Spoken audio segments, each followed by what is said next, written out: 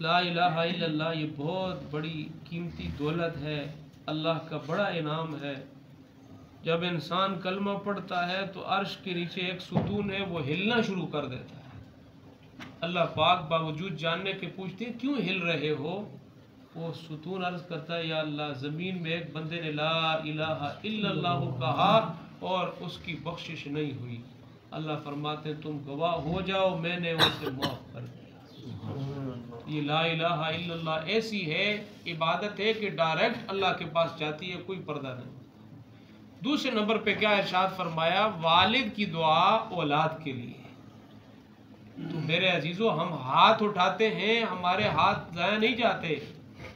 इसीलिए जो औलाद के हुकूक हैं उनमें से एक ये भी है कि वालिदैन अपने बच्चे के लिए दुआ करें, क्योंकि अगर दुआ नहीं करेंगे तो फिर मेरे अजीजों वालिदैन की दुआ बच्चों का पीछा करती है।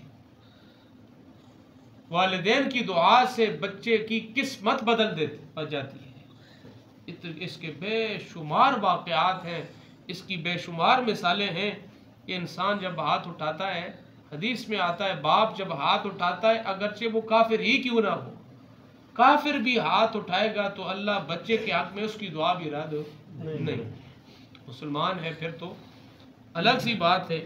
इसीलिए वालिदैन जब दुआ करें तो हमेशा औलाद के नेक होने के लिए तो हमें कुरानी दुआएं सिखाई गई हैं। रब्बना हब लना मिन अज़वाजिना व ज़ुर्रिय्यातिना कुर्रता आयुनिन वजअलना लिलमुत्तक़ीना इमामा। तो अंबिया ने भी यही मांगा और यही सिखाया कि अपनी औलाद के लिए दुआ मांगी जाए। हमेशा हम अल्लाह से दुआ करें, हमारी दुआएं हमारे औलाद की किस्मत का पीछा करेंगी। और फिर साथ ये भी है, थोड़ा सा सोचें, हदीस में क्या कहा गया, बाप की दुआ बेटे के लिए अर्श तक पहुँचने में कोई पर्दा नहीं है। अब ये है कि अगर खुदा न खास्ता बाज़ दफ़ा उलमा ने ये बात लिखी है कि औलाद कोई काम कर जाती है, दिल टूट जाता है, तो जल्दी बद्दुआ न निकालो।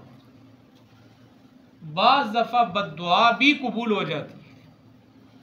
जो नेक लोग होते हैं उनका शेवा ये होता है कि वो बद्दुआ भी दुआ की शक्ल में निकालते। जैसे जिंदा मिसाल है हरम शरीफ के, हरमैन शरीफैन के सारे इमामों में सबसे ज़्यादा जो मकबूल हैं, जिनकी चाहत सबसे ज़्यादा है, वो कौन है जी? शेख सुदैस। सबके सबसे ज़्यादा उनके फॉलोअर जो हैं या सबसे ज़्यादा उनको चाहने वाले दुनिया में, वो हरमैन के तमाम इमामों में जिनकी आवाज़ में सबसे ज़्यादा दर्द है वो शेख सुदैस हैं। तो इनके पीछे भी एक बयान इनका आया था, इसे 6-7-8 साल पहले अखबार में इनका बयान आया था कि उन्होंने औरतों में बयान किया था और यही हदीस उन्होंने बयान की थी कि या निसाउल मोमिनीन, ए ईमान वालों की औरतों, अपनी औलाद को बद्दुआ न निकालना। कि बचपन में एक बच्चा था, उसने माँ को इतना तंग किया कि माँ ने तंग आकर कहा कि मेरे घर से निकल जा, अल्लाह तुझे काबे का इमाम बनाए। तो फिर रो कर कहने लगे, वही शरारती बच्चा आपके पास खड़ा है, आपके सामने खड़ा है। तो फिर बाज़ दफ़ा ये है कि बंदा मुंह से निकालता है और फिर वो लग जाती है। इसी वजह से बहुत दफ़ा हमारे घरों में माहौल न होने की वजह से माएँ कहती हैं ऐसे गलत अल्फाज तुम्हारी वजह, बहुत सारे ऐसे कलिमात जो हम सुनते हैं नहीं कहने चाहिए। देखो, हमें पता होना चाहिए माँ या बाप हाथ उठाएंगे वो अर्श पे जाएगी, और हम बद्दुआ निकालें जिसकी वजह से वो कबूल हो जाए और कल फिर हमसे भी बर्दाश्त ना हो सके। तो ज़ाहिर बात है जब बेटे पे आएगी तो वालिदा जिंदा है, वालिद जिंदा है, बर्दाश्त करें। होता उसी की दुआ बद्दुआ का असर है। इसीलिए हमेशा हम ऐसे कलिमात में बर्दाश्त का मादा वालिद को रखना चाहिए। और दूसरे नंबर पे ये है कि कभी कभी हम हाथ उठा के अपनी सारी औलाद के लिए, बेटे हैं बेटियां हैं, या अल्लाह इनको नेक कर, या अल्लाह इनको मेरी आंखों की कुर्रता आयुनिम वजअलना लिलमुत्तकीना इमामा। इबादुर रहमान की सिफत है ये, मोमिन बंदों की सिफात का जिक्र है।